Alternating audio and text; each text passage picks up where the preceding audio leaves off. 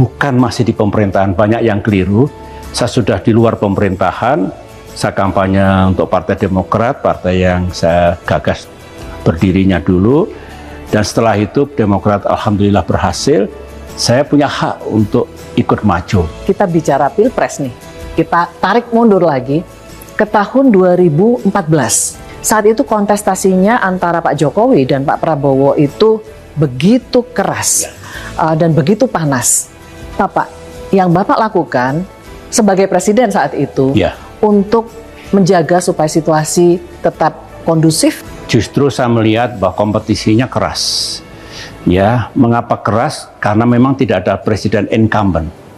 Jadi baik Pak Jokowi bersama Pak JK, Pak Prabowo bersama Pak Hatta Rajasa merasa punya kans, merasa punya opportunity untuk terpilih menjadi pemimpin bangsa. Nah, saya melihat kerasnya benturan, maka saya mengambil posisi sebagai presiden, biarlah saya netral, tidak mendukung dan memberikan endorsement kepada siapapun, apakah pasangan Pak Jokowi, Pak JK, ataupun Pak Prabowo, Pak Hatta.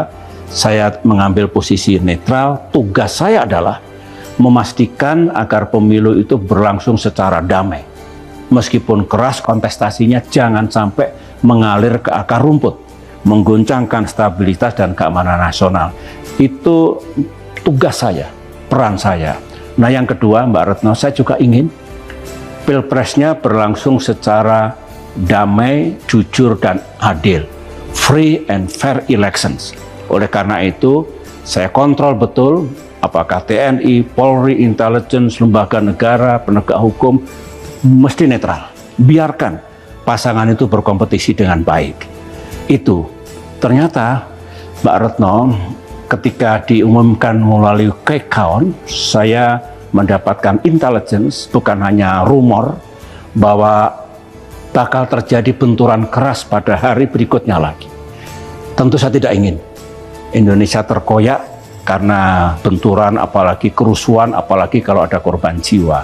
Oleh karena itu, tengah malam sekitar jam 10, saya undang Pak Jokowi dan Pak Yusuf Kalla ke Cikeas. 1 jam kemudian saya undang Pak Prabowo dan Pak Hatta ke Cikeas.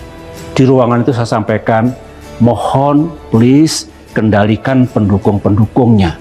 Jangan yang sudah bagus tercoreng karena benturan di lapangan, di Jakarta. Rakyat mau bilang apa? Dunia mau bilang apa?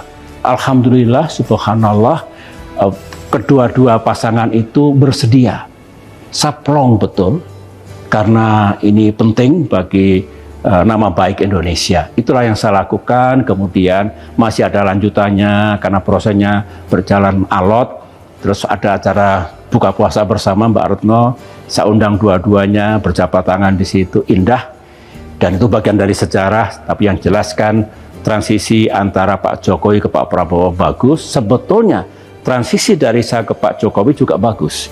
Karena saya hormati beliau, saya undang ke istana, saya kasih karpet merah, terus saya meninggalkan istana bersama Ibu Ani dulu. Ini mengenai hubungan Pak SBY dengan Ibu Megawati nih Pak, yang disebut-sebut masih berjarak. Apakah pandangan ini benar? Jujur, kalau ada yang berpandangan seperti itu tidak salah. Meskipun tidak berarti tidak bisa bertemu sama sekali, tidak bisa berjabat tangan, tidak bisa berbicara secukupnya. Tidak seburuk itu sebetulnya, tapi memang benar, belum cair sekali. Kalau saya berusaha memahami, Mbak, ya, mungkin kontestasi kami dulu juga keras.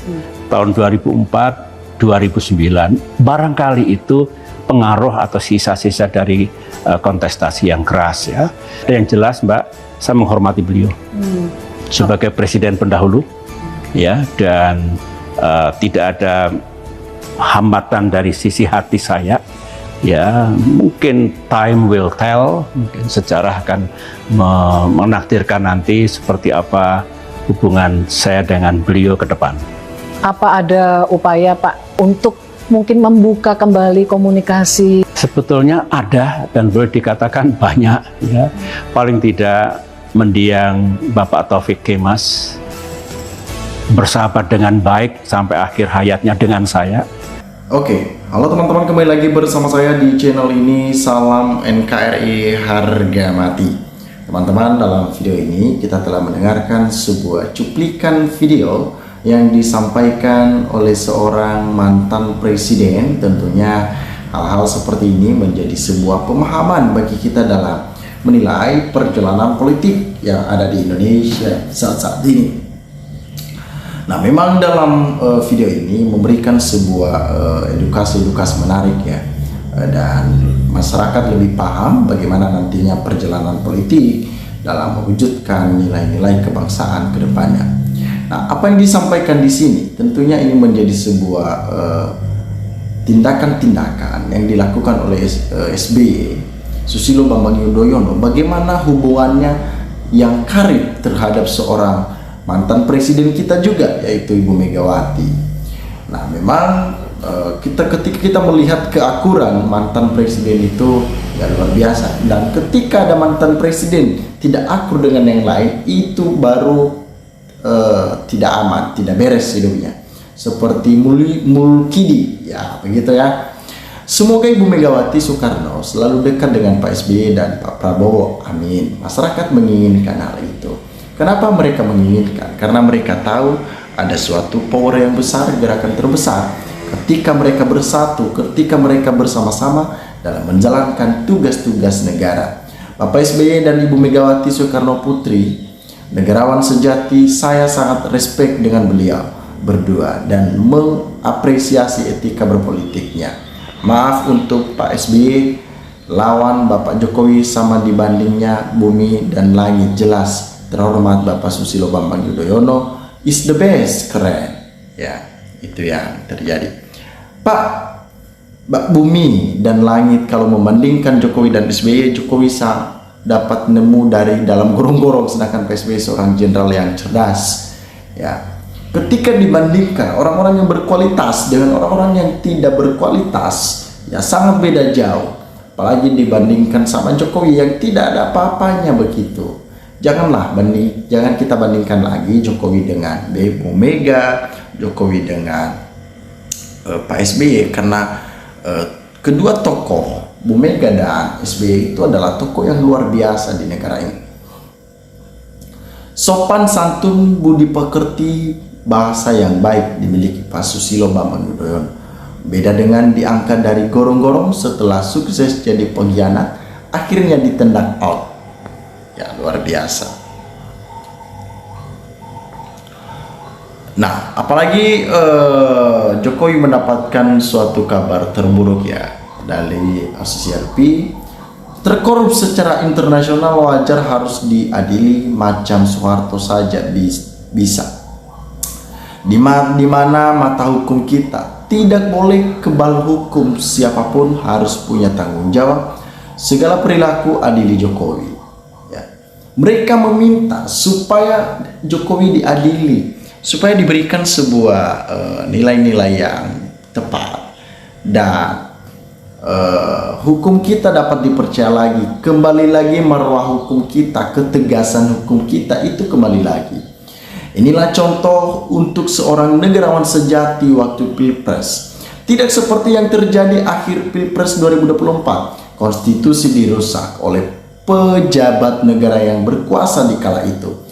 Semua dihalalkan demi kepentingan pribadi dan keluarga.